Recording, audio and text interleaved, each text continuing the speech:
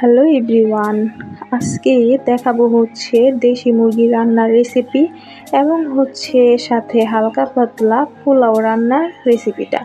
তো আজকে হচ্ছে খেয়েছিলাম দেশি মুরগির ঝোল, সাথে হচ্ছে পোলাও। তো কিভাবে রান্না করি সেটাই শেয়ার করছি।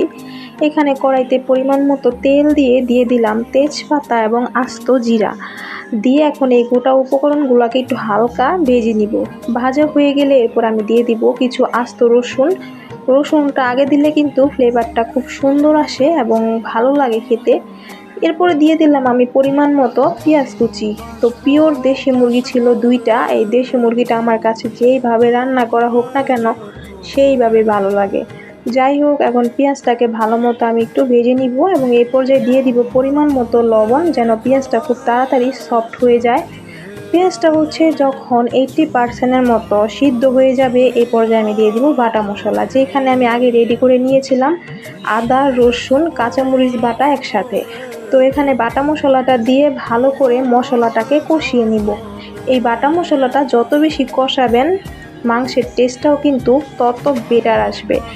তো এখন হচ্ছে মশলাটাকে আমি একটু নেড়ে চেড়ে নিলাম। মশলা থেকে যখন তেলটা একটু ভেসে উঠবে এরপরে হচ্ছে আমি দিয়ে দিব এখানে গুঁড়ো মশলা। তো দেখেন মশলাটা কিন্তু কষানো হয়ে গিয়েছে।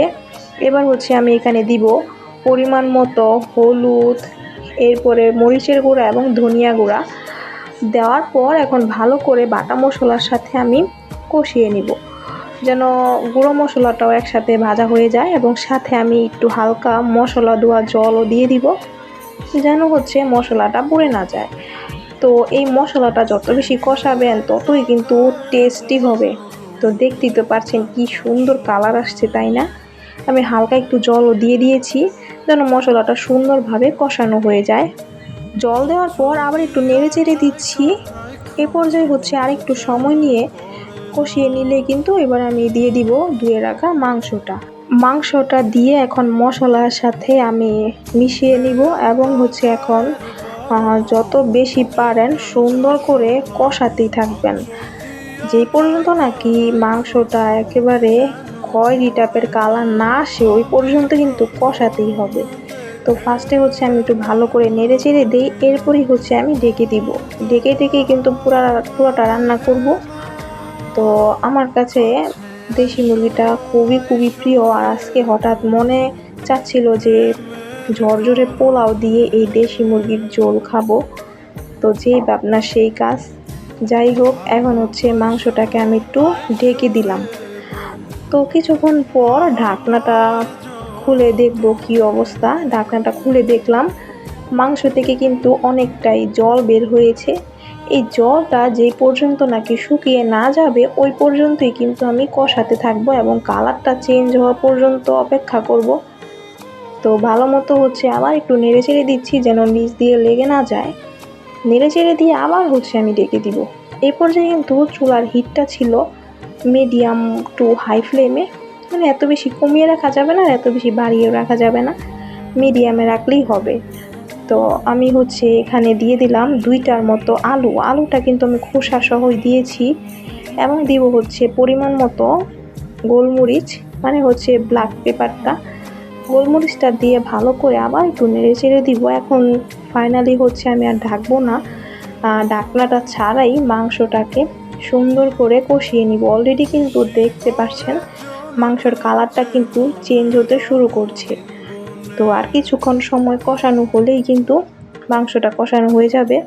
আর অপর পাশ থেকে আমি আবার গরম জল বসিয়ে দিয়েছিলাম যেন মাংসটা খুব তাড়াতাড়ি রান্না হয়ে যায়।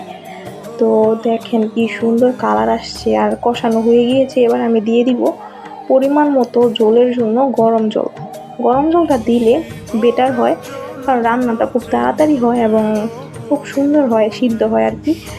ঝোলটা দিয়ে এখন ভালো করে নেড়ে চেড়ে কিছুক্ষণ সময়ের মতো অপেক্ষা করব। তো ঝোলটা যখন সুন্দরভাবে ফুটে শুকিয়ে আসবে এই পর্যায়ে আমি দিয়ে দিব ভাজা জিরার গুঁড়া এবং ভাজা গরম মশলা গুঁড়া। এইখানে আমি 2টা মশলায় 2 চা চামচ করে দিয়েছি, যার যার আন্দাজ মতো মশলাটা দিবেন। মশলাটা দেওয়ার পর এখন ঝোলটা জাস্ট শুকিয়ে আসা পর্যন্ত অপেক্ষা করব, কারণ এত ঝোল তো আর ভালো লাগবে না, আর একটু ঝোলটা কমলে আমি নামিয়ে নিব। তো ঝোলটা কমতে থাকুক, এই পর্যায়ে কিন্তু আমি পোলাওটাও বসিয়ে দিয়েছি। এখানে জলের মধ্যে আমি আদা বাটা, কাঁচামরিচ, গরম মশলা, তেল, ঘি, কিশমিশ সব কিছু দিয়ে পোলাও চালটা দিয়ে চুলার হিটটাকে মিডিয়ামে রেখে সুন্দর করে রান্না করে নিলাম। কি সুন্দর ঝরঝরে হয়েছে পোলাওটা। এই পোলাও রান্নার ফুল রেসিপিটা আমি শেয়ার করেছি, চাইলে আপনারা চেক আউট করতে পারেন। যাই হোক, ওই পাশ থেকে পোলাও রান্নাটাও হয়ে গিয়েছে, এই পাশ থেকে কিন্তু মাংস রান্নাটাও হয়ে গিয়েছে। মাংসর ঝোলটাও কিন্তু পারফেক্টলি শুকিয়ে গিয়েছে। আমি চুলার আঁচটা নিভিয়ে দিলাম। এখন হচ্ছে জাস্ট খাওয়ার জন্য রেডি। তো দেখেন জাস্ট মাংসর কালারটা কি সুন্দর আসছে, অনেক বেশি খেতে ভালো হয়েছিল। মাংসটা একেবারে সফট নরম হয়েছিল, জুসিনেস ছিল পারফেক্ট, সব দিক দিয়ে পারফেক্ট হয়েছিল। চাইলে কিন্তু আপনারা এই রেসিপিটা ফলো করে রান্না করতে পারেন। তো আজকের জন্য এই পর্যন্তই ছিল। যদি ভালো লেগে থাকে অবশ্যই লাইক